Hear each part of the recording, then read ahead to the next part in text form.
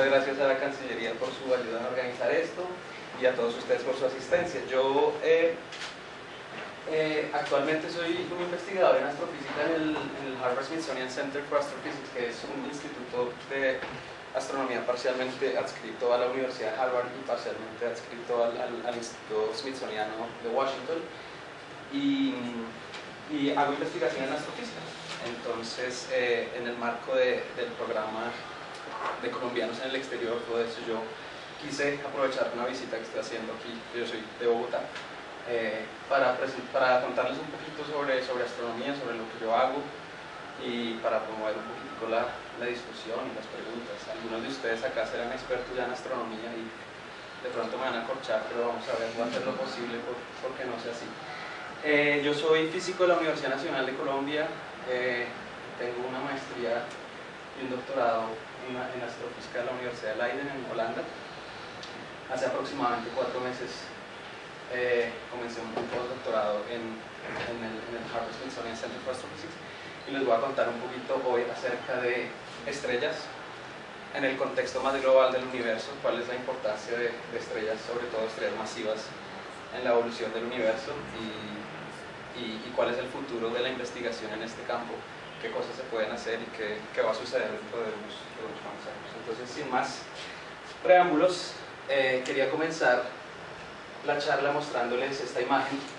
Es una imagen recientemente publicada por la gente que trabaja con el telescopio espacial Hubble. El telescopio espacial Hubble ha estado orbitando la Tierra por los últimos 20 y pico de años ya, explorando el universo. Ha sido una de las herramientas más poderosas y más, digamos, determinantes en cuanto a lo que se hace en astrofísica actualmente, porque ha obtenido una serie de datos increíble que ha dado para todo, desde el descubrimiento de planetas extrasolares, es decir, planetas que orbitan otras estrellas, vamos a hablar un poquito de eso también, hasta obtenciones del premio Nobel, que ha habido descubrimientos asociados con observaciones del telescopio espacial que han logrado granjearle a las personas que hicieron esta investigación el premio Nobel en física del año pasado. Y esta es una imagen que se parece a una imagen a un par de imágenes que se habían publicado antes. Se llama un campo profundo, es básicamente una fotografía con una muy larga exposición. Tomen una foto y dejen abierto el obturador por muchísimas horas, aproximadamente 600 horas, en una región muy pequeña del cielo, bastante pequeña, mucho más pequeño que el tamaño, por ejemplo, de la Luna. Y eso es lo que observan. Previamente se han publicado otro tipo de observaciones profundas con el telescopio espacial Hubble, pero esta es la más profunda que se ha obtenido hasta el momento. Y quería iniciar la charla porque nos da una idea de eso de lo que generalmente hablamos los astrónomos, de la inmensidad del universo, con toda la cantidad de galaxias que ven. Cada punto que ustedes ven ahí es una galaxia, y lo más impresionante de esto es que, puesto que es una exposición muy larga, son galaxias que son muy poco visibles, están a unas distancias increíbles de nosotros, y puesto que la luz requiere de cierto tiempo para viajar desde allí hasta nosotros, eso significa que son galaxias que empezaron a emitir su luz, esa luz que detectamos hoy, cuando el universo tenía aproximadamente un 8 o 10% de su edad actual. Es decir, estamos mirando una foto del universo como era cuando el universo era un bebé. Si el universo hoy fuera un viejo de 90 años, esto sería más o menos como se veía cuando tenía unos 8 añitos, digamos. Entonces es una etapa muy temprana del universo, y es bueno recordar la escala de lo que tenemos allí.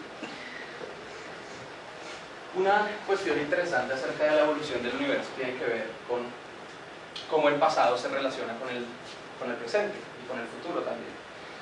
Aquí tenemos un diagrama de la historia del universo. Esto simboliza básicamente lo que ha pasado desde el momento inicial aquí, lo que llamamos la gran explosión, el Big Bang, cuando se inició el universo, hasta el universo actual. Entonces, a medida que nos movemos hacia la derecha, aumenta, digamos, el tiempo, es decir, va avanzando el tiempo, y la escala vertical tiene que ver con el tamaño del universo. Entonces, ven aquí, inicialmente el universo era un punto, se inició con una expansión muy acelerada, que hoy se llama la inflación, la época inflacionaria, es decir, en muy poco tiempo creció mucho, y era una etapa temprana del universo en que el universo era un gran plasma en el que todo lo que existía en el universo estaba mezclado, no existía ningún tipo de estructura, estaban los fotones mezclados con protones y electrones, el universo era tan caliente, tan denso que las condiciones no eran propicias para formar, por ejemplo, átomos de hidrógeno, que son la base de la gran mayoría de lo que existe hoy en el universo.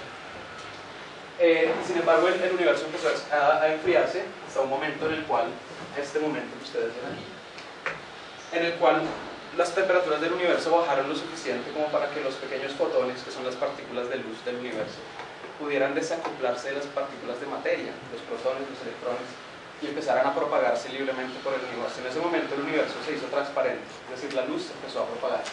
Y dejó una huella en ese momento, que es esa región de colores que ustedes ven allá, que era simplemente la primera luz que empezaba a propagarse y que era muy uniforme, casi todos los fotones tenían la misma energía, era un universo muy uniforme, todo a la misma temperatura, sin ninguna estructura, no existían galaxias, no existía nada de eso. Y precisamente porque no había galaxias ni ninguna fuente luminosa concentrada, eso dio inicio a una época que se llamaba la Edad Oscura. Era una época en que existían ya tal vez átomos, existían fotones, etcétera, etcétera, pero no había fuentes luminosas, no existían galaxias, no existían estrellas. Era una edad que llamamos Edad Oscura. En algún momento de la historia del universo eso cambia porque surgen las primeras fuentes de luz, más o menos aquí donde ustedes ven allí. A propósito, no me dejen hablar sin parar. Cuando me quieran parar a hacer una pregunta, por favor, háganlo.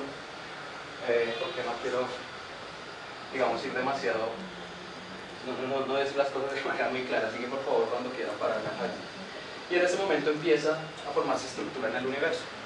Vamos a ver dentro de un poquito más o menos cómo es el proceso en que se forma esa estructura, y a partir de allí esas primeras fuentes luminosas empiezan a formar estrellas, las estrellas empiezan a formar galaxias, las galaxias se acumulan en grandes cúmulos galácticos y se crea la estructura del universo como lo conocemos hoy. Hoy en día lo que tenemos es una serie de grandes cúmulos galácticos. Nuestra propia galaxia, la Vía Láctea, se encuentra en uno de esos cúmulos y nosotros estamos más o menos aquí. Nosotros estamos observando el universo como es aquí, pero con esas imágenes profundas como la que les mostré al principio, lo que estamos haciendo es mirar hacia atrás. Entonces, cuando miramos en esas imágenes del telescopio espacial, vemos el universo como era por acá, por ejemplo. Entonces podemos determinar cómo eran las galaxias en este momento, cómo empezaron a interactuar entre ellas para formar estructuras más complejas, etcétera, etcétera, etcétera. Entonces, esa es, muy resumida, la historia de nuestro universo. Esta es la imagen que muestra esa huella que dejó la primera propagación de la luz, el momento en el cual el universo fue lo suficientemente frío para que los fotones, las partículas de luz, se desacoplaran de las partículas de materia y empezaran a propagarse. Y lo que se observa cuando se mira lo suficientemente atrás en la historia del universo, esta es una imagen del cielo completo, es decir, es una imagen de todo lo que cubre nuestro campo de visión, digamos, toda nuestra esfera celeste. Y lo que se ve allí son variaciones de temperatura, es decir, son variaciones muy pequeñas, de hecho aquí están demasiado exageradas, unas cuantas miles de veces, porque en realidad lo que se veía, el contraste entre los puntos rojos y los puntos azules, digamos, o sea, las diferencias de temperatura en el universo temprano eran muy pequeñas. Entonces era casi como si toda esta fuera azul o toda roja, pero aquí se han ampliado las diferencias. Esas pequeñas diferencias en las temperaturas del universo temprano tienen que ver con fenómenos de la física fundamental, pequeñas fluctuaciones cuánticas que permitían que ciertas regiones del universo fueran más calientes que otras, ligeramente más calientes. Pero esas pequeñas, aquí estamos viendo una región un poco ampliada de eso, esas pequeñas variaciones de temperatura, aunque eran muy pequeñas, fueron lo suficientemente importantes para generar la estructura del universo como lo vemos hoy. Estas pequeñas manchitas de temperaturas un poco más altas en el universo temprano son el ingrediente principal de lo que es la estructura del universo hoy en día.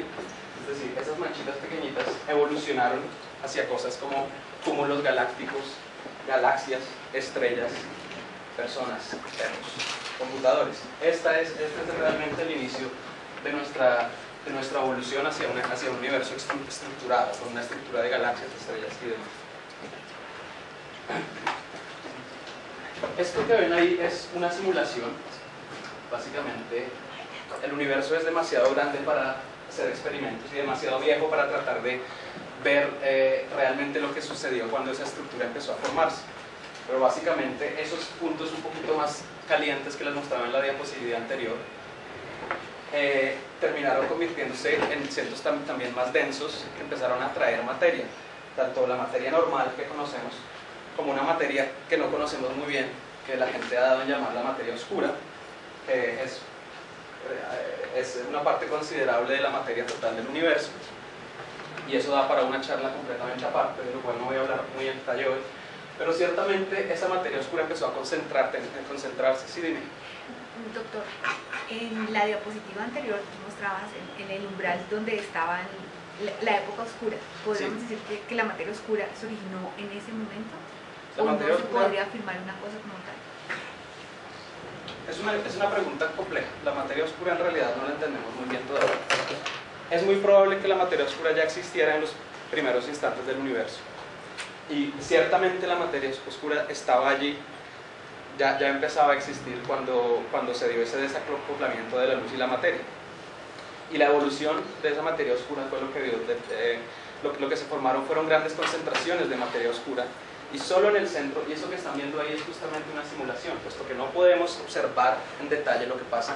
Lo que sí podemos hacer es tomar un computador y hacer una simulación, darle al computador los ingredientes básicos con los cuales funciona la física del universo temprano, y dejar que el computador evolucione tranquilamente y nos muestre lo que pasaría si le damos una serie de leyes y una serie de condiciones iniciales. ¿Cuáles eran las condiciones iniciales para esas simulaciones de computador? Bueno, justamente esto. El computador le dice, mire, el universo en el momento en que se desacopló la materia de la luz era esto, y estas son las leyes con las que esto debe evolucionar de ahí en adelante. Y el computador simplemente simula el universo. Es como si estuviéramos reproduciendo el universo en un computador.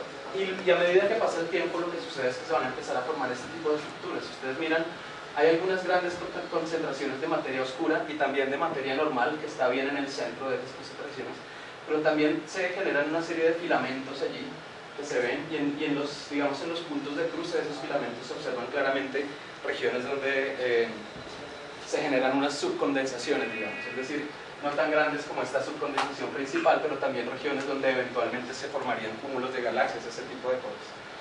Y estas simulaciones se hacen no solo haciendo de una manera, digamos, bidimensional, sino que se hace de una manera tridimensional, es decir, es posible simular el universo en 3 dimensiones y ver cómo era esa estructura temprana del universo. Y la siguiente... Maestro, señor.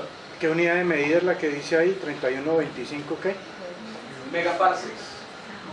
Megaparsecs en el universo, digamos, que se llama commoving, es decir, el universo que se expande en una medida estándar del universo, que es la medida que se expande por la expansión del universo. Esta es una medida, digamos, que se expande con el universo. Esto significa millones de parsecs, y un parsec es aproximadamente unos 3.3 años luz. Es decir, esto será unos 100 años luz aproximadamente. 100 millones de años luz, porque son megaparsecs. Entonces simplemente imagínense, ustedes saben, un año luz es la distancia que recorre un rayo de luz en un año. Multiplican eso por 100 millones y esa más o menos es la distancia de este objeto. Es un dato importante. Entonces imagínense las escalas de las que estamos hablando. Son escalas muchísimo más grandes que las escalas que manejamos en el planeta Tierra. Como les decía, sin embargo, esto se hace de una manera tridimensional y es posible ver cómo...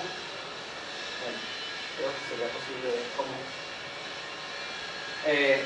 esto se observa en 3 dimensiones. Si allí ven ustedes una simulación, esto no es una expresión artística de cómo era el universo, es el resultado de darle al universo unas condiciones iniciales y unas leyes que gobiernan, y a medida que el tiempo pasa, en un momento determinado de la evolución temprana del universo, el universo era eso, era una concentración de masa, donde en el centro de estas grandes concentraciones empezaron a formar galaxias, etcétera, etcétera, y son la semilla del universo como lo conocemos hoy.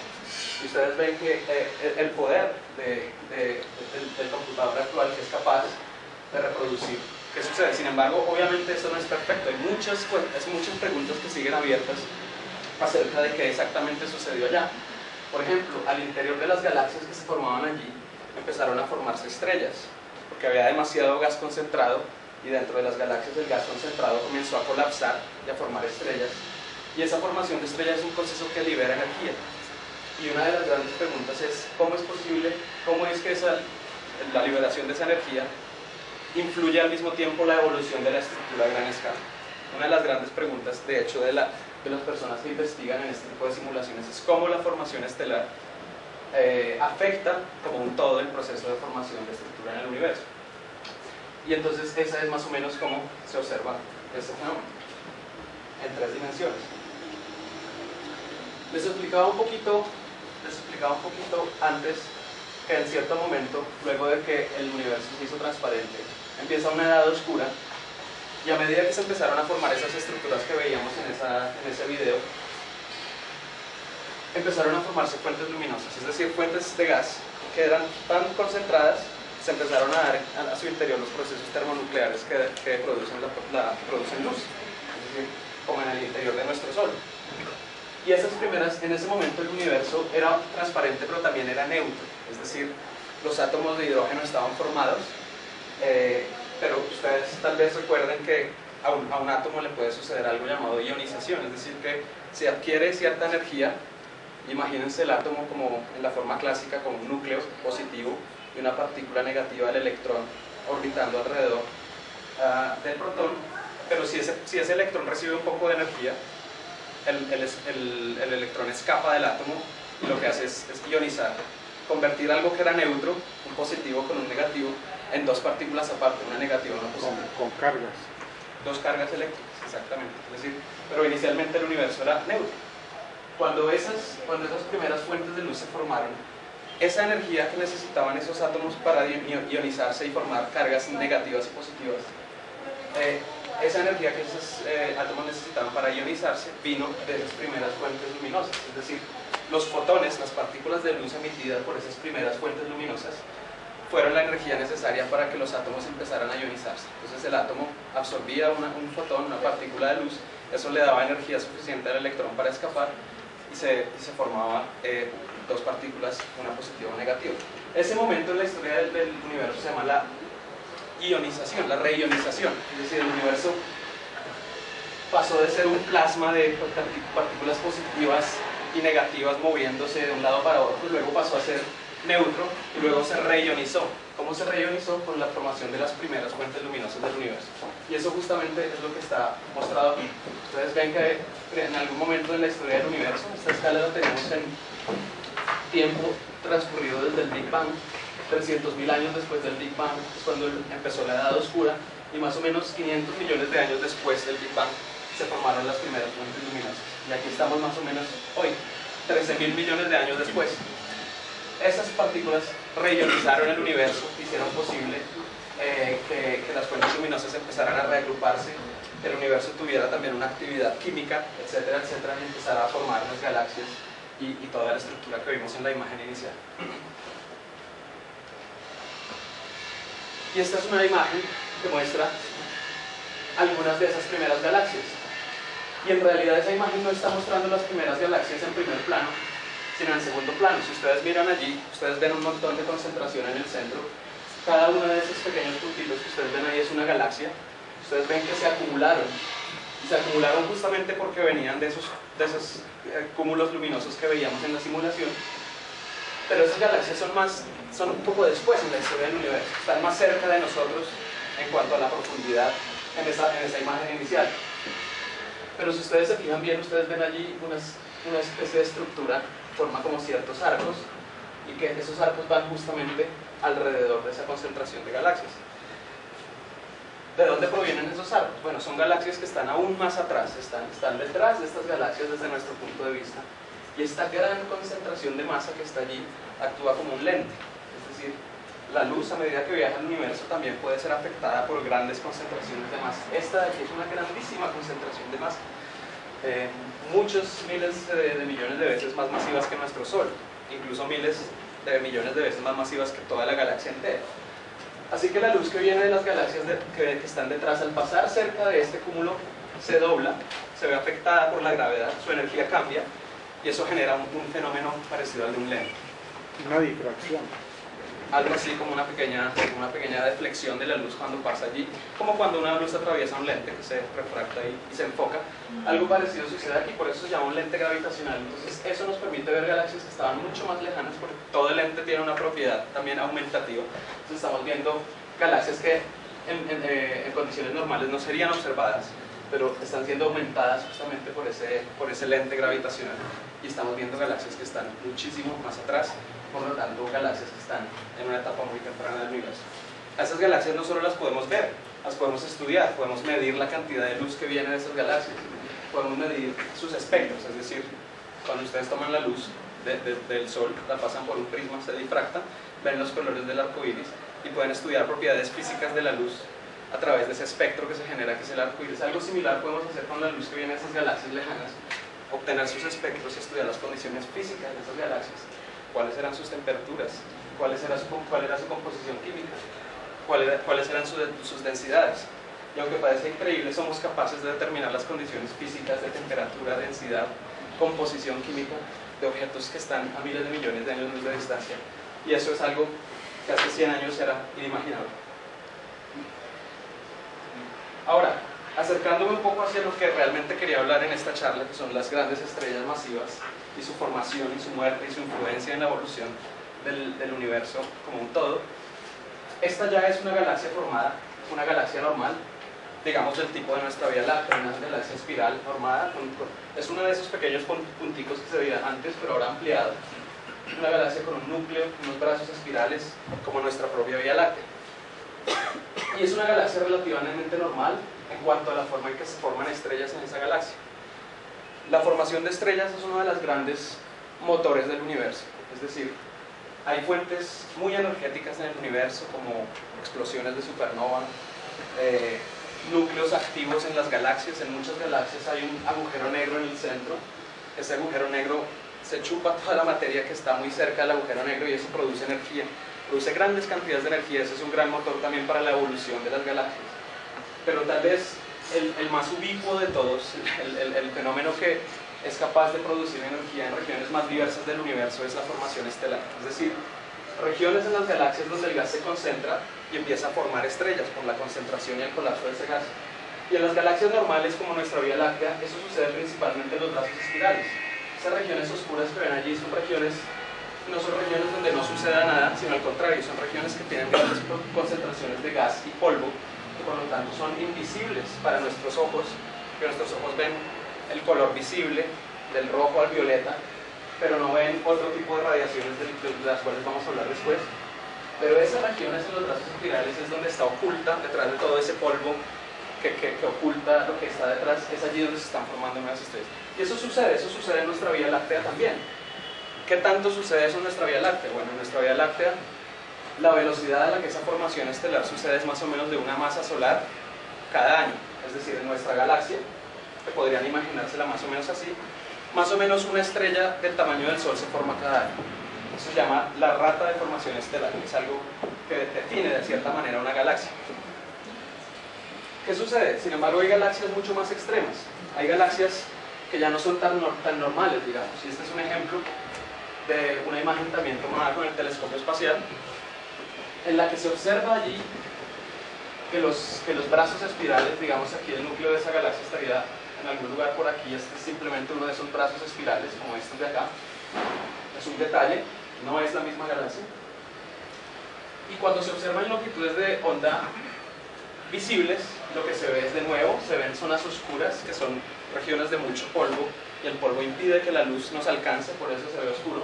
Pero también se empiezan a ver allí regiones muy brillantes en longitudes de onda ópticas. Lo que está pasando allí es que hablábamos ahorita de la ionización, de que la luz es capaz de ionizar los átomos, los convierten en partículas negativas y positivas, pero en ocasiones esos átomos también se recombinan, es decir, puede que se ionicen, se separa el electrón del protón, pero eventualmente se acercan y vuelven a formar un átomo, pero al hacer eso pierden un poquito de energía, y para perder ese poquito de energía tienen que liberarla de alguna manera, tienen que liberar energía para volver a estar juntas, y esa liberación de energía se hace en forma de luz, y esa es la luz que estamos viendo aquí.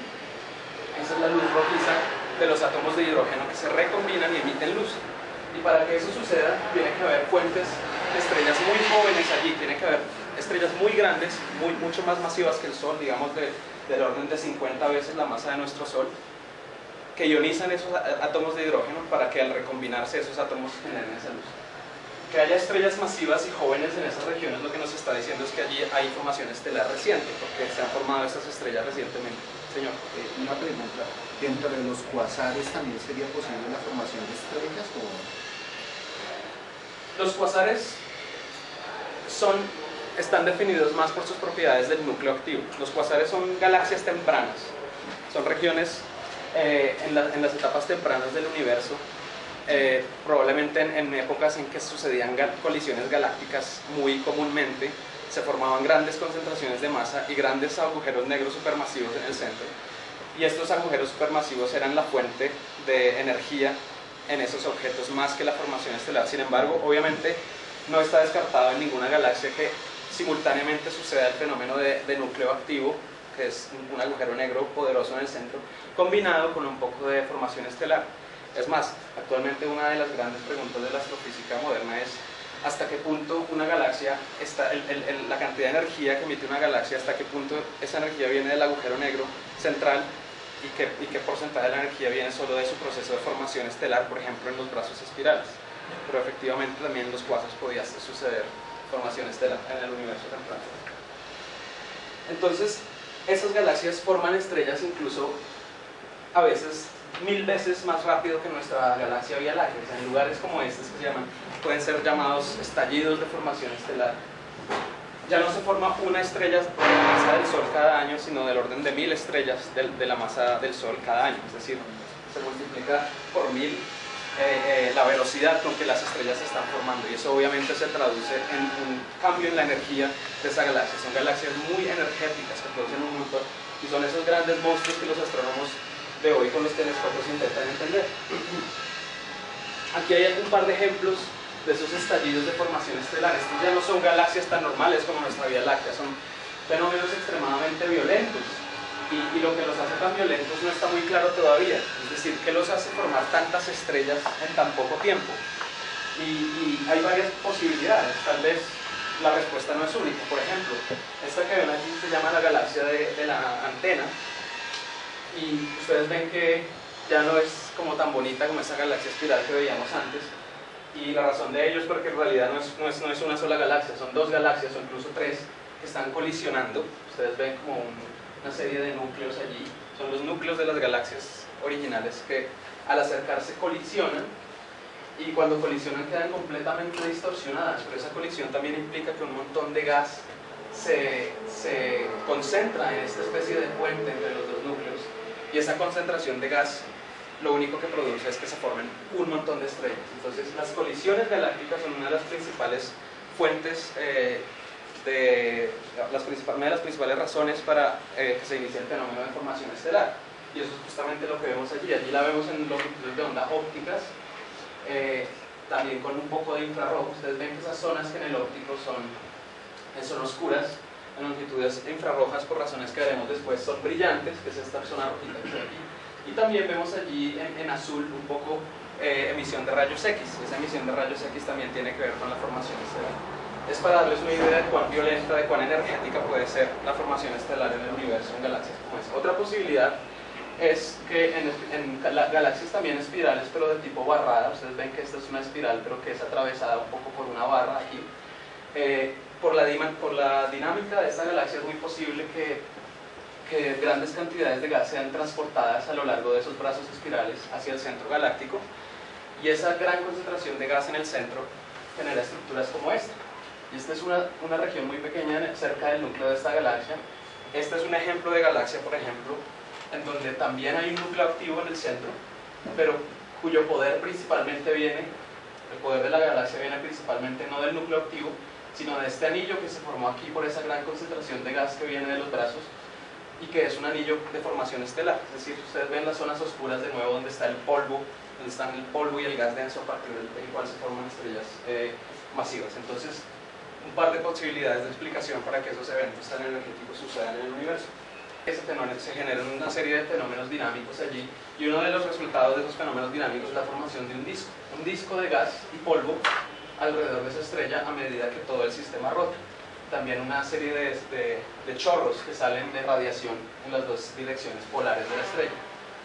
Estos discos no son sino la etapa primigenia de un sistema solar, es decir, esos discos que se formaron a medida que la estrella misma se formaba son el punto inicial de los sistemas solares. Nuestro propio sistema solar comenzó de esta manera. Los planetas de nuestro sistema solar, este planeta incluido, se formaron en discos como este, en etapas tempranas y ustedes van mirando ahí más o menos la escala de tiempo. Cuando la nube empieza a colapsar, el tiempo es cero, empezamos a contar desde ahí, y aproximadamente 100.000 años después ya se ha formado un disco. La escala es ahora de unas 500 unidades astronómicas, es decir, esto es más de 500 veces la distancia entre el Sol y la Tierra, y eventualmente el material de ese disco empieza a ser acretado, es decir, empieza a ser chupado por la estrella central. Otra parte del disco es expelida por la radiación de la estrella, que tiende a empujar el gas hacia afuera, y ese disco empieza a evaporarse poco a poco a medida. Pero ese disco, bajo ciertas circunstancias, se evapora no tan rápido como para que no se formen planetas. Es decir, si la velocidad a la que se disipa el disco es lo suficientemente lenta, va a haber tiempo para que allí se formen estos planetitas que empiezan a surgir allí, a modificar el disco, y finalmente el resultado final es un sistema planetario como el nuestro. Esa es una historia muy estudiada. En los últimos 20 años, desde que se empezaron a lanzar los grandes telescopios espaciales al espacio, hemos aprendido infinidades acerca de cómo es el proceso de formación de estrellas, en este caso de una formación de una estrella de baja masa, es decir, una estrella más o menos del tamaño de nuestro Sol. Y hemos aprendido infinidades, hemos podido observar esos discos, por ejemplo, hemos podido observar cómo se mueven, cómo esos planetas se forman y empiezan a formar esos pequeños espacios dentro del disco. Y hoy estamos bastante seguros de que efectivamente es así como nuestro sistema solar surgió. La cosa cambia un poquito cuando nos vamos a estrellas un poquito más masivas. Esta es simplemente una imagen artística del resultado final del proceso. La cosa cambia un poquito cuando vamos a estrellas un poco más masivas. Las estrellas masivas, por lo general, no se forman solas. Las estrellas masivas, y cuando digo masivas me refiero a cosas 10 veces o más la masa del Sol. La situación inicial es parecida, una nube de gas, donde se empiezan a formar pequeños cúmulos, pero esos cúmulos ahora son mucho más masivos que los que les mostré antes, y esos cúmulos ya no forman un solo objeto en su interior, sino que empiezan a formar muchas estrellas, algunas de las cuales son mucho más masivas que el Sol. Entonces eso requiere cantidades inmensas de polvo y gas, y eso hace que la zona central donde se está formando ya no sea tan claro qué es lo que pasa, porque están tan enterradas en polvo que es muy difícil vislumbrar a través de tanto polvo qué es lo que está sucediendo en el centro. Por lo tanto, no sabemos si esas estrellas masivas también forman discos a su alrededor. No está muy claro actualmente si el proceso de formación estelar masiva es similar, pero a gran escala, que el proceso de formación de estrellas de baja masa. Esa es una pregunta abierta en este momento. Además, puesto que hay mucho más gas y las escalas son más grandes, y las estrellas evolucionan más rápido entre más masivas son, estos fenómenos suceden mucho más rápido que en el caso de las estrellas de baja masa, y por lo tanto es un poco difícil entender lo que pasa. Y tercero, las estrellas masivas son mucho más escasas que las estrellas de baja masa, y por lo tanto son mucho menos los objetos que podemos observar, porque son mucho más escasos. El resultado final de un proceso como este, lo que sí sabemos, es un cúmulo estelar, es decir, una concentración grande de estrellas, las más luminosas de las cuales son las estrellas más masivas, pero que también incluyen estrellas de baja masa. Es decir, se forma un cúmulo todavía joven, y esta es una imagen real del resultado de ese proceso. Este se llama el cúmulo R136, que obviamente no es un nombre muy romántico como casi todos los nombres reales en astronomía, pero R136 está en el centro de un objeto en la Gran Nube de Magallanes, que se llama 30 Dorado. La Gran Nube de Magallanes fue una de esas nubes que descubrieron los exploradores europeos, en este caso Magallanes mismo, cuando empezaron a ver los cielos del sur en sus viajes de navegación. Y en esa nube de Magallanes, que en realidad es una galaxia enana que orbita nuestra galaxia, hay una zona donde eso que les acabo de explicar sucedió y formó un cúmulo extremadamente masivo, del orden de 1 millón de masas solares están concentradas aquí. Y ustedes ven las fuentes luminosas, todas estas son estrellas muy jóvenes, muy masivas, que empiezan a emitir luz empiezan a ionizar todo el gas que está aquí y eso hace que emita luz, empieza a calentar el polvo, etc. Es un fenómeno extremadamente energético, extremadamente bonito también, porque ustedes miran el resultado y las grandes imágenes, las imágenes más bonitas que producen la astronomía son justamente relacionadas con las vidas y los nacimientos de las estrellas. Sin embargo, cuando queremos mirar esas nubes primigenias donde realmente comienza la formación estelar, pues voy muy rápido. No, está bien. Si empezamos a ver esas nubes primigenias donde se forman esas estrellas y esos cúmulos, obviamente con nuestros telescopios ópticos e incluso con algunos telescopios que también ven en otras longitudes como en el infrarrojo, esas grandes nubes densas donde se forman las estrellas se ven como regiones oscuras, y eso es un gran problema, porque obviamente si queremos ver, inicialmente los astrónomos tempranos cuando del siglo XVII o siglo XVIII empezaron a mirar hacia el cielo y veían estas zonas oscuras, inicialmente pensaron que simplemente allí no había nada, porque veían negro, oscuro. En realidad no es que veía nada, sino que hay un fondo luminoso que ustedes ven ahí y una gran concentración de polvo aquí que bloquea la luz que está atrás, por eso se ve así, porque hay grandes concentraciones de polvo. Todo esto que está aquí es una gran concentración de polvo y al interior de esa concentración de polvo está sucediendo constantemente formación estelar. El universo aún hoy es un universo activo que forma estrellas a velocidades asombrosas y la idea es entender qué es lo que sucede allí. Entonces, si queremos tratar de ver qué sucede en esas nubes oscuras, tenemos que ingeniarnos algo. Y por fortuna han sucedido cosas en la historia que han hecho que nuestras observaciones de esas regiones sean un poco más sencillas. William Herschel era un músico, ¿no? Creo que era un músico alemán, originalmente alemán, que se fue a Inglaterra y aparte de hacer música también empezó a hacer astronomía. Se lo tomó muy en serio y terminó siendo uno de los grandes astrónomos del siglo XVIII, constructor de grandes telescopios, y también le debemos a él el descubrimiento de la luz infrarroja.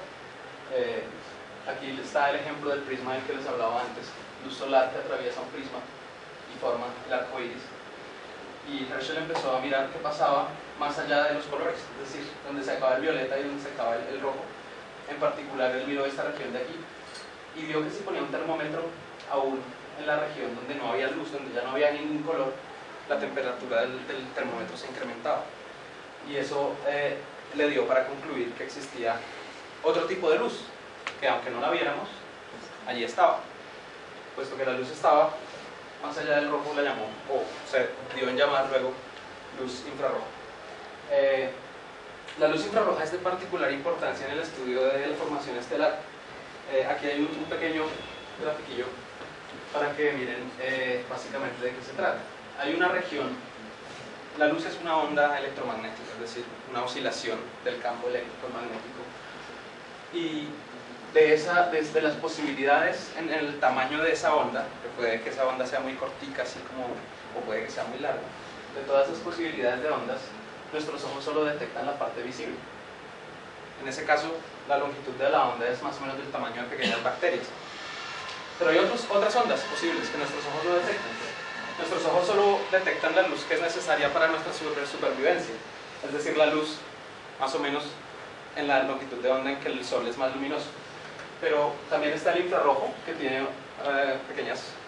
tiene longitudes de onda un poco más largas, ya del tamaño de un alfiler, y más allá siguen las microondas y las ondas de radio. Todas son ondas de la misma naturaleza. Hacia el otro lado están el ultravioleta, los rayos X, los rayos gamma. Toda es una gama de luz que podemos estudiar y que tiene una información valiosísima sobre la estructura del universo. ¿Por qué en particular nos interesa la luz infrarroja a quienes estudiamos formación estelar? Bueno, justamente porque resulta que la luz infrarroja tiene que ver con la emisión del calor, es decir, un cuerpo caliente emite luz infrarroja. Si ustedes tuvieran ojos infrarrojos como depredador o algo así, y apagáramos completamente las luces aquí, ustedes aún me verían porque yo emito calor, ustedes verían con sus ojos infrarrojos que yo estoy aquí. Eso es lo que se ve ahí, una persona sin ninguna luz externa, vista con una cámara infrarroja. Ustedes ven que las uñas no son muy calientes, que digamos, pero se ve el calor de su cuerpo emitido, y el contraste con el alacrán que está sosteniendo significa que la temperatura del alacrán es mucho más baja. es oscura en el infrarrojo.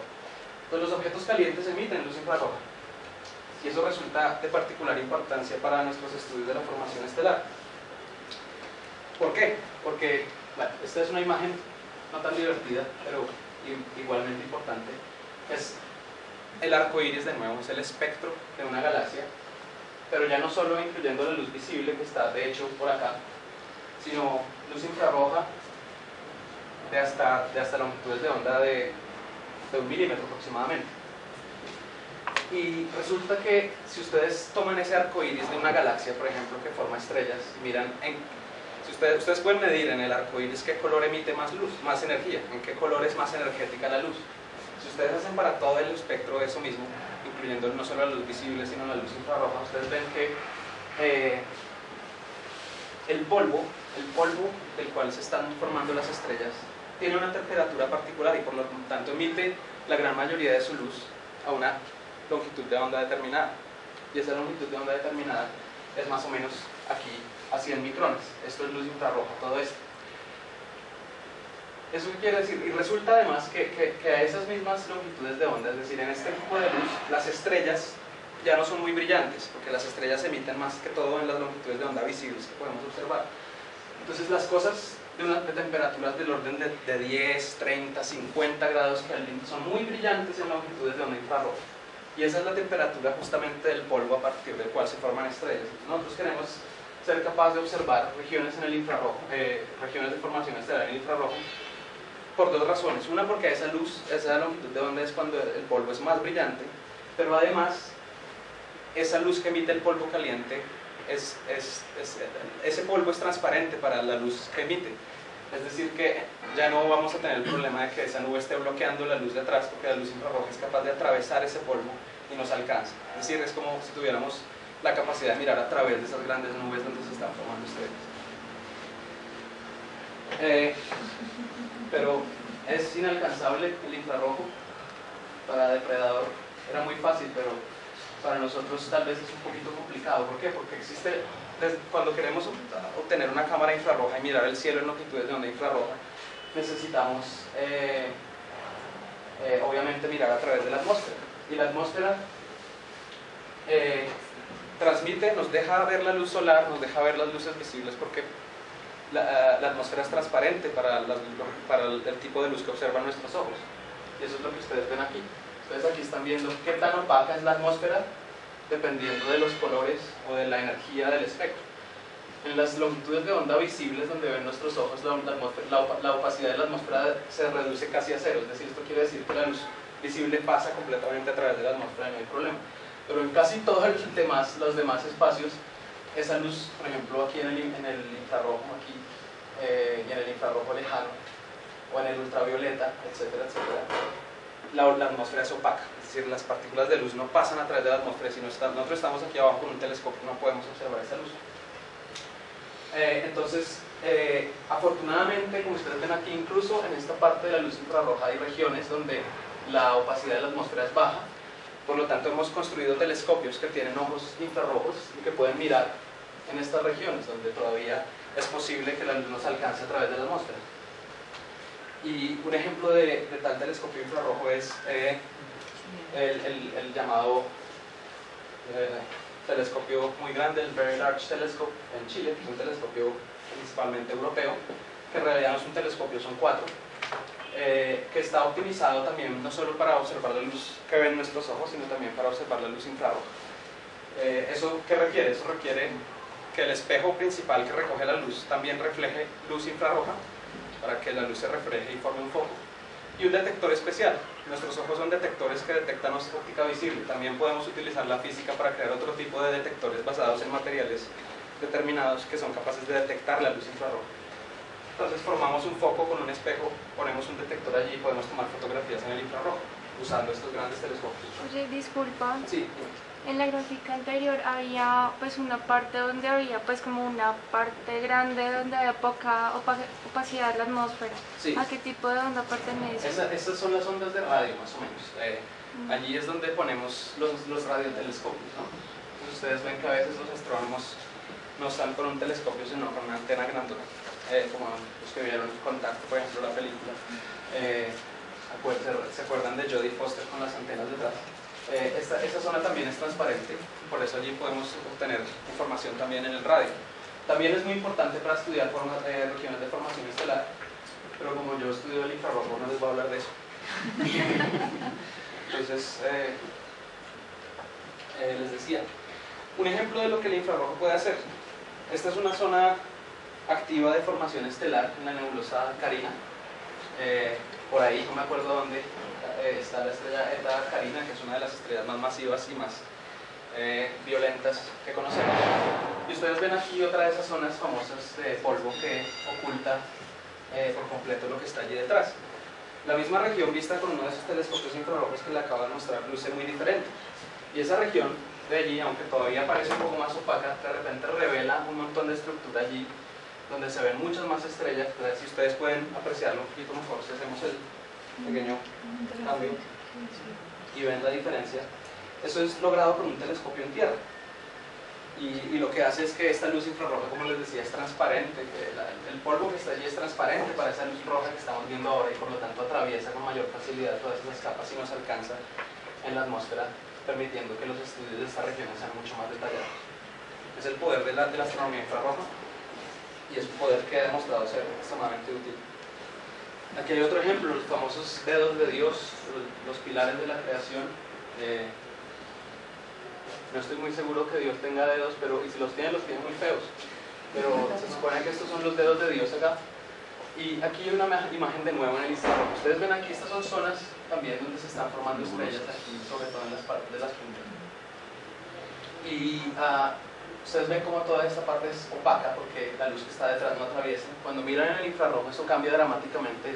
Esta pilar acá que es prácticamente transparente. Todavía hay regiones que son lo suficientemente densas como para que ni siquiera la luz infrarroja atraviese, pero la situación mejora notablemente. Es más, si ustedes van a longitudes de onda más largas, es decir, más allá en el infrarrojo, ustedes ya no empiezan a ver la luz emitida por las estrellas que se refleja en las nubes de gas y polvo, que es lo que está sucediendo aquí, sino que ustedes empiezan a observar la emisión misma del polvo, esa luz proveniente del calor de la que les hablaba antes.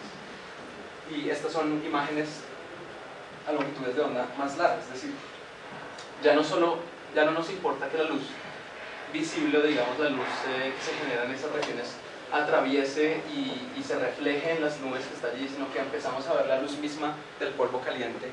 Eso es extremadamente interesante, porque entonces podemos empezar a medir qué tan caliente está el polvo, qué composición tiene, etcétera, etcétera, y cómo es realmente el proceso que está formando estrellas. Cuando algo es brillante en el infrarrojo, en este tipo de contextos es casi seguro que allí se están formando estrellas actualmente, que son estos lugares como las minitas de oro que los astrónomos infrarrojos buscan para tratar de determinar las propiedades de la formación estelar. No solo se trata de polvo, se trata también de gas, se trata de un montón de física y química que está sucediendo en la formación, en las regiones donde se forman estrellas. Y entonces cada vez hemos tenido que inventarnos aparatos más y más complejos. El que está ahí es el telescopio espacial Herschel, que fue lanzado hace unos 4 años al espacio. Es un telescopio infrarrojo también, pero ahora en el espacio, porque como vieron, llega un momento en el que ni siquiera el infrarrojo es visible porque la atmósfera se vuelve opaca. Entonces empezamos a lanzar telescopios al espacio, y este es un ejemplo de esos telescopios. Es un telescopio construido por la Agencia Espacial Europea y es básicamente un telescopio como cualquier otro, solo que también tiene que ser un satélite porque tiene que ser lanzado al espacio. La luz se refleja aquí, en esta especie de antena, se refleja en un espejo secundario después y entra hacia donde están los instrumentos. Como las cosas calientes emiten luz infrarroja y como el telescopio es también una cosa caliente, es necesario enfriarlo para evitar contaminación de su propia emisión infrarroja para poder observar el universo lejano. Entonces este tipo de telescopios tienen unos grandes tanques allí de helio líquido que bajan la temperatura de una manera increíble, de manera que el telescopio está frío y no emite luz infrarroja y por lo tanto no interfiere con las observaciones. El telescopio espacial Herschel no solo es una cámara que toma fotografías, también es un espectrómetro, es decir, de nuevo algo que puede producir el arco iris infrarrojo y mirar en qué regiones del espectro las cosas son más energéticas. Y además de eso, los espectros pueden detectar cosas interesantes. Por ejemplo, con este tipo de telescopios podemos detectar agua. ¿Y cómo se detecta agua en regiones? Esta es de nuevo una de esas regiones de formación estelar, una región de formación estelar de baja masa, es decir, una estrella más o menos del tamaño de nuestro Sol se está formando allí. Probablemente tenga uno de esos discos que vimos antes. Y si tomamos el espectro, a veces resulta que se ven picos de energía, es decir, hay colores en los que hay un pequeño pico de energía. Ese pico de energía se produce porque hay un exceso en la emisión de luz. En este caso, ese exceso en la emisión de luz se produce porque moléculas de agua que están allí se mueven, oscilan de diferentes maneras. Los átomos de hidrógeno que están aquí pueden separarse un poco del átomo de oxígeno, y ese también es un cambio de energía que produce un pequeño fotón justamente de ese color. Entonces ahí se emite un poquito de luz, y observando con el telescopio espacial Herschel podemos estar completamente seguros que lo que está allí es un disco o una región de formación estelar que contiene agua, vapor de agua en su disco. Eso es extremadamente importante porque por primera vez estamos mirando las regiones parecidas a nuestro sistema solar en momentos en los cuales el agua era abundante en esos discos, y por lo tanto podemos entender cómo el agua de nuestro propio sistema solar se formó y cómo terminó incorporada a nuestro planeta. Más aún, podemos pensar que allí también en los planetas que esté formando esa estrella se formarán planetitas con agua, porque ya la tenemos ahí disponible. Hay grandes reservas de agua en estos sistemas. Ustedes dirán, agua, pero ¿azúcar? Pues sí, también. Con otro tipo de telescopios hemos detectado que también hay azúcar, y no me refiero al azúcar tal vez común, a ciertas moléculas muy parecidas al azúcar. Este que ven ahí es ALMA. ALMA es una sigla para el Gran Arreglo Milimétrico de Atacama, en el desierto de Atacama, en Chile. Y esas antenas son, como les decía, antenas de radio. Bueno, mentí, sí les voy a hablar un poquito del radio. Esos son telescopios también que pueden funcionar como si fueran uno solo. Las señales que recibe cada uno de estos telescopios puede ser combinada. ALMA acaba de entrar en funcionamiento. ALMA está todavía haciendo lo que llaman ciencia temprana, todavía lo están calibrando. Es un instrumento completamente nuevo, completamente revolucionario. Es una gran explanada de telescopios, una gran explanada en el desierto de Chile, completamente colmada de telescopios. Cada uno de esos telescopios recibe la luz y la combina como si fuera un solo telescopio de kilómetros de diámetro. Y de nuevo también puede actuar como un espectrómetro, también puede empezar a medir ese espectro, ese arcoíris a longitudes de onda del radio. Y recientemente investigadores investigando justamente una región similar a de formación estelar también detectaron que en una pequeña estrella joven allí, observando su espectro, también detectaron que hay moléculas de azúcar en esa región. Nuestra cultura de Latinoamérica y del Caribe definitivamente ha llegado bastante lejos, ¿no? Pero bueno, vamos a ver si esto continúa. Dos veces. ¿Por qué es tan importante todo eso? Porque estamos buscando nuestros orígenes, estamos empezando a entender cómo nuestro propio sistema solar se formó en algún momento de la historia del universo. Y he tratado de contarles más o menos de cómo todo eso sucedió, desde el Big Bang, pasando por las primeras galaxias y las colisiones galácticas, la formación de discos protoplanetarios donde se forman estrellas, y finalmente sistemas planetarios que contienen cosas como agua o azúcar, moléculas orgánicas, posiblemente también vida. Es probablemente el estudio más apasionante que se puede hacer, el del origen de la vida en otras regiones del universo. ¿En qué tipo de lugares sucede eso? Bueno, en planetas extrasolares, es decir, en planetas que se han formado orbitando otras estrellas. Desde el año 95 se han venido detectando un montón de planetas. Hoy ya casi que no es un gran mérito descubrir otro planeta alrededor de otra estrella, porque se han vuelto descubrimientos muy comunes. Pero lo más interesante, aquí les estoy mostrando un par de imágenes de dos ejemplos como se pueden detectar planetas. Esta es una estrella Omaha, que tiene una estrella central, se ha detectado que tiene un disco alrededor, un disco de polvo, en luz infrarroja. Bueno, esta en realidad es luz óptica Esta es una imagen del telescopio espacial Hubble, donde la luz de la estrella es dispersada por ese disco de polvo y se ve así. Eso muestra que hay un disco. Este ya no es un disco como el que les mostré antes, que era el disco original donde se forman las estrellas. Este es un disco, digamos, de segunda generación, es decir, allí ya se formó seguramente un sistema planetario y el proceso de formación del sistema planetario, a veces esos planetas chocan entre ellos y botan polvo, y ese polvo termina concentrándose en un disco, que es ya el efecto del proceso de formación estelar. Algo así como nuestro cinturón de Kuiper, que es esa especie de concentración de polvo que hay más allá de la órbita de Plutón.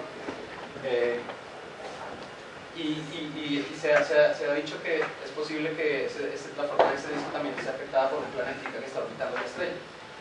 Esa es una detección directa de un planeta extrasolar. Otra detección directa puede hacerse simplemente con contraste de imágenes del telescopio espacial, ese grande en tierra que les mostré en Chile. También se pueden detectar compañeros alrededor de estrellas. En el infrarrojo brillan mucho y se pueden ver allí claramente. Algo muy interesante es que es posible ahora realizar mapas de esos planetas extrasolares. Así como los primeros exploradores de América empezaron a detectar, empezaron a usar sus instrumentos para crear mapas del continente nuevo que habían descubierto, igualmente hemos nosotros con los telescopios infrarrojos empezado a hacer mapas que, bueno, no son tan detallados, pero este es un mapa de temperatura de un planeta extrasolar hecho con el telescopio espacial Spitzer. Y la forma en que se hace eso es aprovechando el hecho de cuando miras una estrella que tiene un planeta y la miras desde un ángulo desde el cual el planeta pasa enfrente de su estrella y a veces también se oculta detrás de su estrella, puedes empezar a medir cuáles son los cambios de brillo, por ejemplo cuando la estrella se oculta detrás.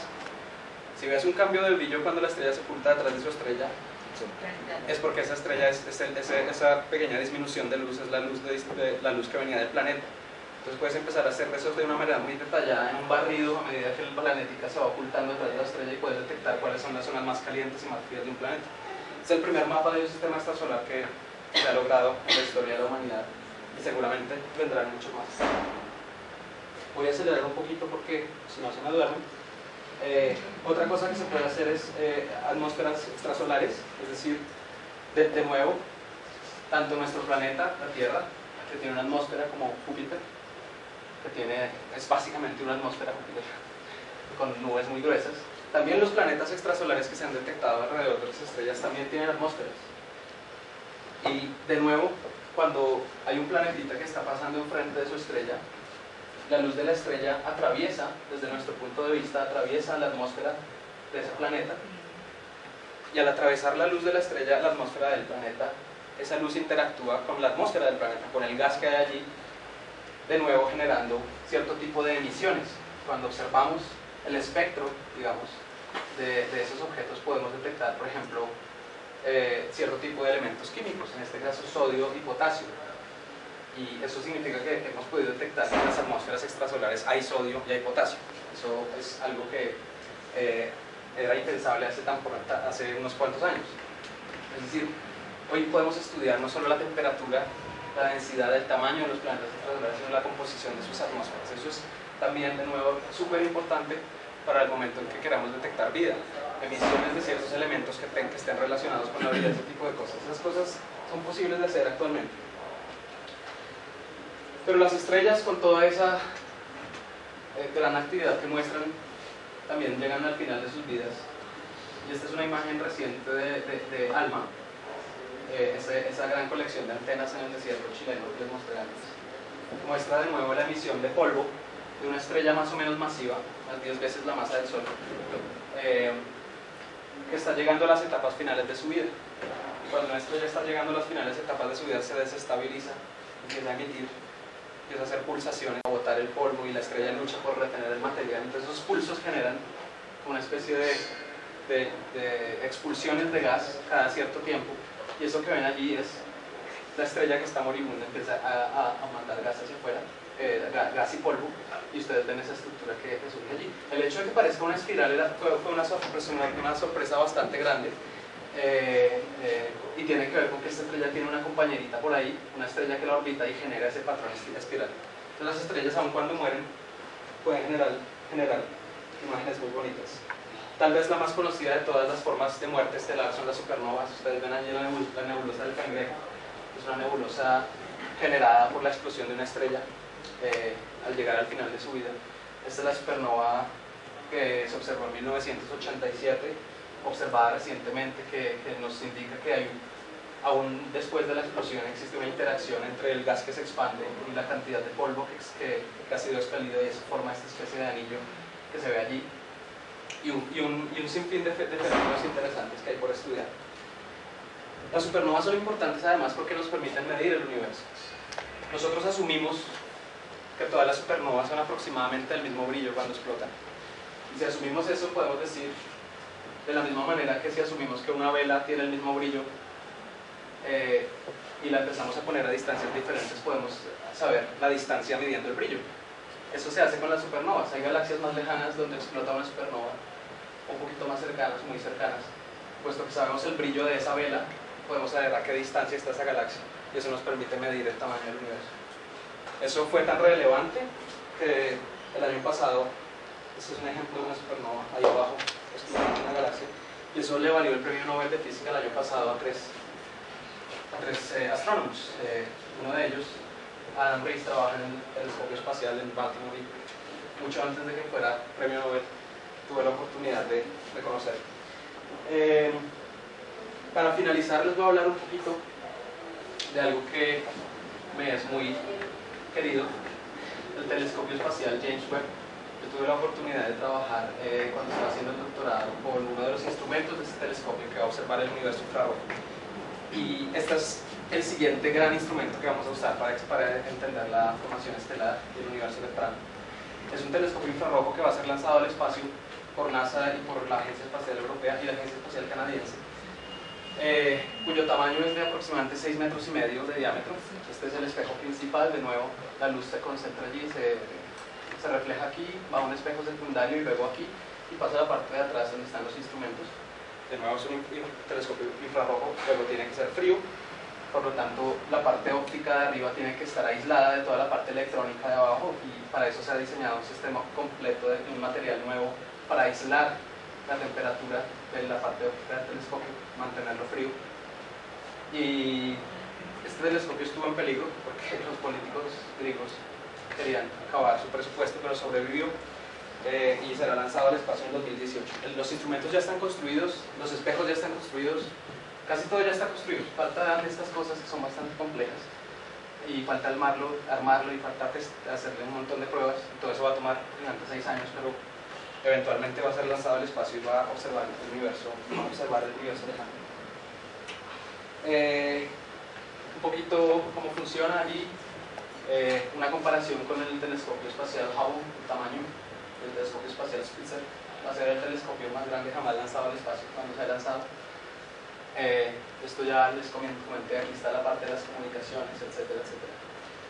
Y el telescopio es bastante grande, entonces tiene que ser lanzado no así, sino completamente doblado, con un telescopio europeo, el Ariane 5, por lo tanto va a ser lanzado desde la Guyana Francesa en el 2018.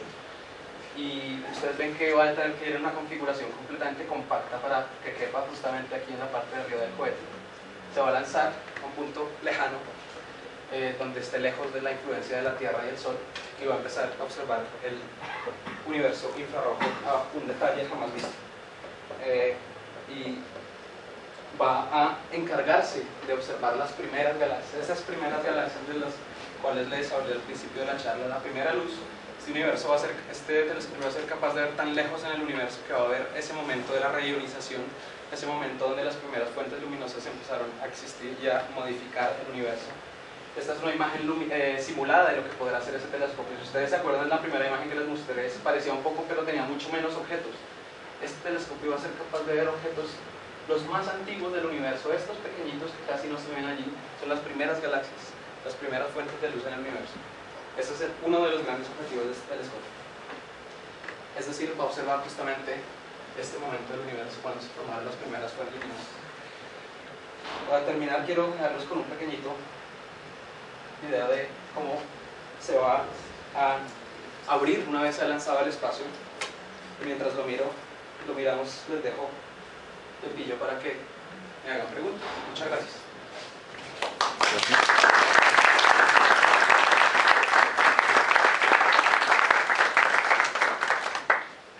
¿Muy larga? Ahí lo miramos.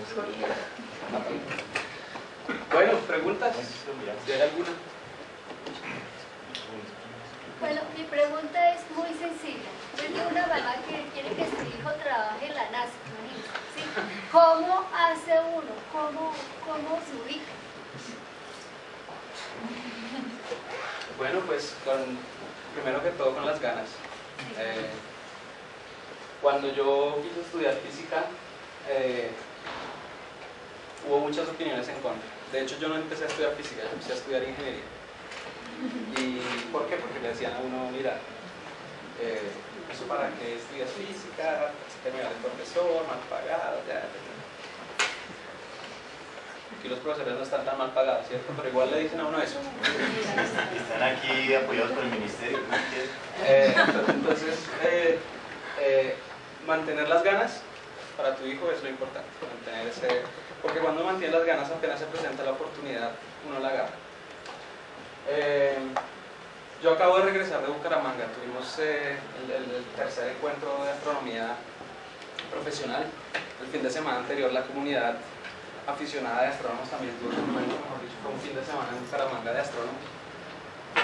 Y quedé con una muy buena impresión, porque en este momento están comenzando a surgir proyectos interesantes para aquellos que quieran hacer astrofísica en Colombia haya una opción, para que no tenga que ser la suerte de me pude ir del país, o para que quien quiera estudiar astrofísica acá lo pueda hacer, y si quiere tener un contacto en el exterior lo pueda tener, si quiere ir a hacer una pasantía en el exterior lo puede hacer, si quiere ir a hacer un doctorado lo puede hacer, etcétera, etcétera. Entonces,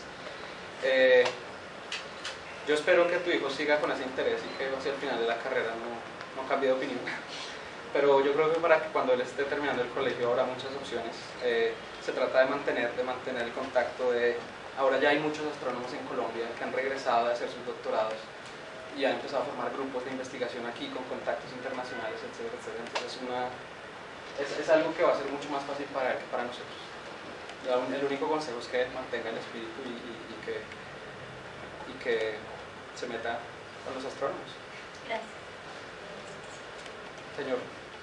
En la etapa de la protoestrella, cuando el gas colapsa, ¿qué es lo que hace que empiece a rotar? ¿Es la misma gravedad del colapso o qué es lo que inicia ese giro? La gran masa inicial tiene cierto momento angular, tiene cierta capacidad de giro, y cualquier pequeña variación de velocidad,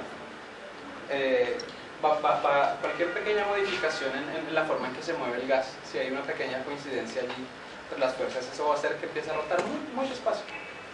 Pero justamente como eso está colapsando, y una vez adquirió esa capacidad de rotación, esa masa tiende a conservar esa capacidad de rotación. A medida que la masa se forma en un disco, esa rotación empieza a suceder más rápido para conservar el momento angular. Entonces, ¿qué genera el movimiento? ¿Qué genera el impulso inicial? Bueno, turbulencia del polvo, del gas, una pequeña coincidencia que hace que no todas esas nubes terminan siendo estrellas. Muchas de esas nubes tal vez no empiezan a rotar o son tan turbulentas que se destruyen y no terminan formando un disco. Pero es la turbulencia y un poquito de dinámica allí lo que da un pequeño impulso que después, por la evolución del sistema, hace que se convierta en una rotación más coherente, más rápida. ¿Hay una tendencia en el giro, sea hacia la derecha o hacia la izquierda, o es...? Que yo sepa, puede ser cualquiera. En las supernovas, que se dice que deben ser lo mínimo 8 veces la masa del Sol, cuando explotan es porque queman todo su gas, su hidrógeno, que se convierte en helio, quema todo. Suena contradictorio pues que al explotar generen nebulosas, que son las que crean nuevamente estrellas. ¿Qué es lo contradictorio ahí? Pues de que han quemado todo el gas, sin embargo tienen la opción pueden crear más estrellas. El gas estrellas. hasta cierto punto, hasta el momento en el cual los procesos termonucleares dentro del núcleo de la estrella no son suficientes para convertir hierro, por ejemplo, en algo más complejo. Pero el hierro ya está ahí. Y cuando esa estrella pierde el balance, hay un colapso inmediato y una especie de rebote que es lo que genera la supernova. Pero todo eso que se formó en el medio, o sea, la estrella ya no es capaz de quemar y cuando digo quemar es formar elementos nuevos a partir de elementos antiguos, pero toda la escala de elementos que se formaron desde el hidrógeno hasta el hierro están allí, y es cuando explota que se libera. Por eso son tan importantes las supernovas, porque liberan elementos pesados, el hierro, el calcio, todo eso de lo que estamos formando nosotros viene de las supernovas, entonces es súper importante. Germán. Rafael, ¿te gusta el infrarrojo? Estás lanzando un telescopio costoso muy lejos. ¿En algún momento se podría colocar algo en la Luna? Sí, yo creo que sí. Hay un proyecto, ¿no?, de poner algo en un cráter de la Luna o algo así. Y la Luna es un lugar, la cara oculta de la Luna es un lugar propicio particularmente por la baja temperatura, porque está siempre oculta a la Tierra, pero no siempre oculta al Sol. Eso habría que mirar. La Luna tal vez sería un buen lugar para poner un telescopio óptico, tal vez un telescopio infrarrojo, sí, es una posibilidad. Lo que pasa es que en el momento la inversión casi que supera el beneficio, y por lo tanto no creo que suceda muy pronto. Ahorita los esfuerzos están enfocados bueno, actualmente hay menos plata para hacer astronomía, a pesar de que sigue habiendo mucha, pero con todo lo de la crisis, entonces ahorita se están enfocando en estas grandes misiones. Después de JWST pasará mucho tiempo en que no haya un gran telescopio infrarrojo, va a ser como, tenemos que aprovecharlo mucho porque va a ser el último en mucho tiempo. Pero efectivamente también la Luna puede ser un lugar para poner un telescopio. Aquí hay otro.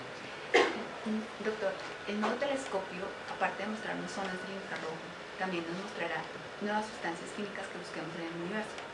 Nos hará replantear la teoría sobre el origen de la vida o la reproducción de ese proceso de la vida que no se ha vuelto a observar porque no lo hemos podido hacer. O sea, sabemos que existe la vida, que hay un proceso, pero no se ha repetido. Nosotros no hemos visto dónde se repita eso en el universo. Entonces, este telescopio buscará más azúcar, más aminoácidos y buscará moléculas complejas como la proteína. ¿Eso hará ese telescopio o no? Solamente se dedicará a estudiar esa parte de la materia y de la energía. Todo eso para ese telescopio, para eso fue diseñado. Yo solo les mostré ese objetivo de detectar las primeras galaxias, pero otro de los grandes objetivos es detectar los orígenes de la vida. Este telescopio, más que ser un telescopio descubridor, va a ser un telescopio para caracterizar objetos, es decir, tal vez este telescopio no se va a usar para detectar nuevos planetas extrasolares, pero los que ya conocemos los vamos a estudiar en detalle y vamos a tomarles imágenes, espectros, todo lo que podamos para empezar a hacer esas detecciones. En un planeta extrasolar vamos a empezar a detectar esas emisiones de las moléculas complejas orgánicas. La gran esperanza es que efectivamente esto cambie nuestra perspectiva sobre la vida en el universo. Es uno de los objetivos sin duda de este telescopio y vamos a tener seguramente noticias al respecto en unos cuantos años. Sí, señor. Dos preguntas. ¿Usted cree en Dios? Y la segunda es, ¿dónde quedan para risas? Segundo, ¿dónde queda que él hizo la noche, el día y los luminares? Yo pienso que la ciencia y la religión son dos disciplinas diferentes.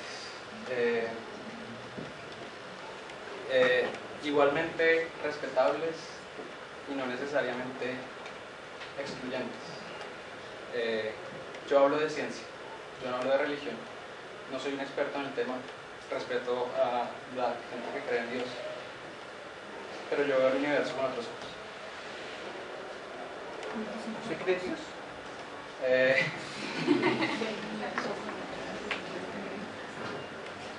Yo creo que hay una gran incógnita acerca de por qué surgió todo esto. Mi explicación predilecta no es Dios. ¿Sí? Es que se preguntó que iba a hacer.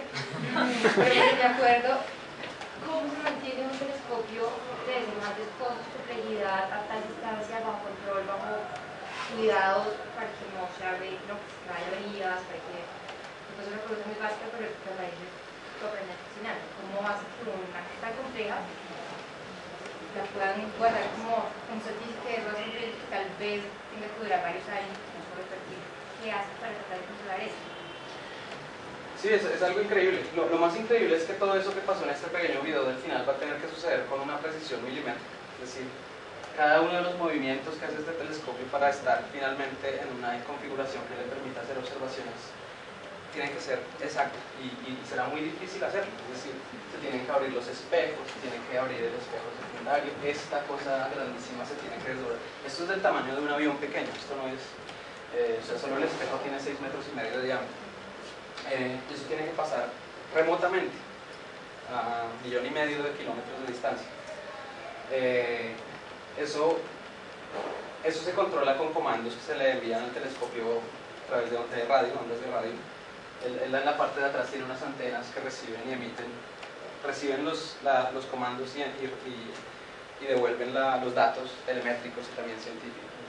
Entonces tiene su sistema operativo allí, hay un programa de computador especialmente diseñado para darle cada instrucción y básicamente de la misma manera en que se transmiten los programas radiales en la mañana, más o menos así.